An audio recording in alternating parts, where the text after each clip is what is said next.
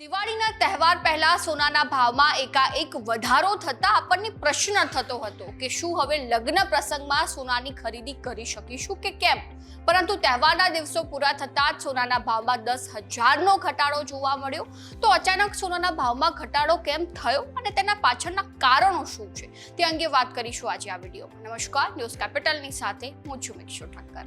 પહેલું કારણ છે ભારતમાં તહેવારોની ખરીદી પૂરી થવી, જેમાં દિવાળી જેવા તહેવારો પછી ભારતમાં સોનાની ખરીદી ધીમી પડી જાય છે અને જેથી માંગમાં પણ ઘટાડો થાય છે અને સોનાના ભાવમાં પણ ત્યારબાદ ઘટાડો જોવા મળ્યો. બીજું કારણ છે રશિયા અને યુક્રેન તેમજ ઇઝરાયલ અને હમાસ વચ્ચે યુદ્ધ વિરામની સંભાવના.